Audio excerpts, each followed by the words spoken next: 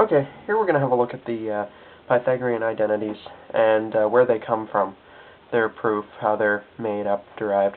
One thing I'm going to recommend, if this is like the night before your exam, don't just skip this and move on to some more examples, because this is just literally going to be the proof and where it comes from in the unit circle.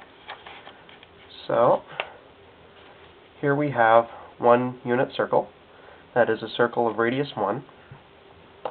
So we'll know if we draw a radii that this length is going to be 1. So then down from that we can extend a line to the x-axis, label this x, y, and we can there make a triangle, a right-hand triangle with some angle here, theta.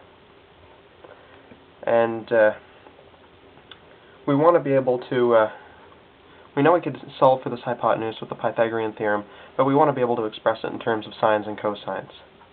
So if we remember the definitions of what are sine and what are cosine, they're literal triangle definitions, we see that sine of some angle theta is equal to the opposite side of the angle over the hypotenuse, and the cosine of some angle theta is equal to the adjacent over the hypotenuse.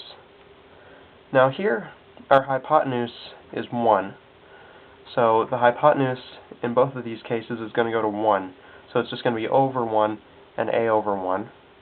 So we're going to see that sine theta is indeed equal to O, and cosine theta is indeed equal to A. So if we label this triangle, we could call this side here O, or opposite, and this side here A, or adjacent. Or we could also call this side cosine of theta, and we could call this side sine of theta. So from that, if we were going to plug this into the Pythagorean theorem, then we would literally say that h squared is equal to O squared plus A squared. And kind of running out of room, so I'm going to change page.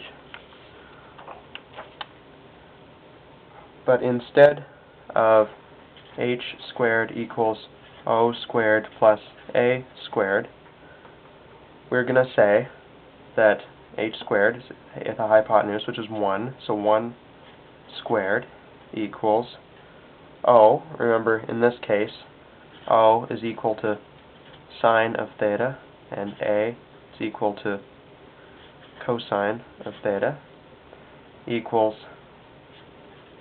sine theta all squared plus cosine, so cosine theta all squared. So if we expand this out, not much to expand, but if we do it anyway, we're going to get 1 equals sine squared theta plus cosine squared theta. And this is the key Pythagorean identity. This is the one that you'll always need to remember. If you can remember this one, you can get them all. From this, if we know that 1 equals sine squared theta plus cosine squared theta, and we remember what our reciprocal identities are, that is 1 over sine theta equals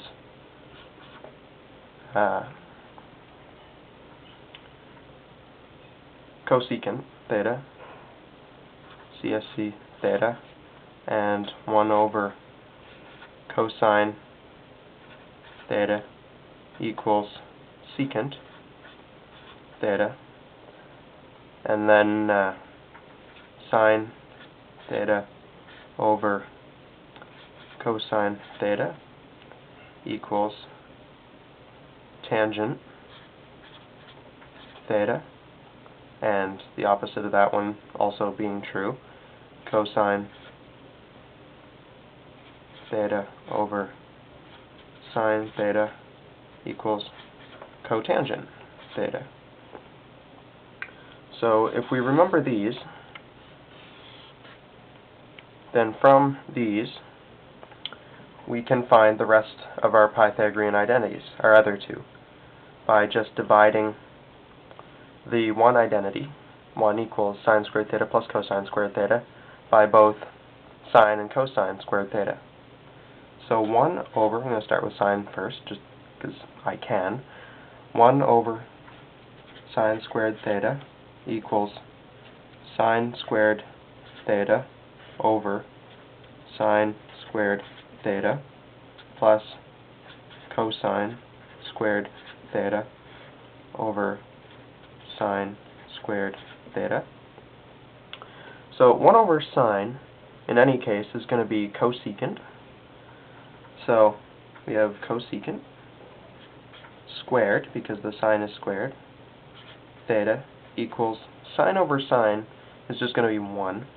So 1 plus, and cosine over sine, we remember, is cotangent, and they're both squared, so we're going to end up with cotangent squared theta, and that would be our second identity.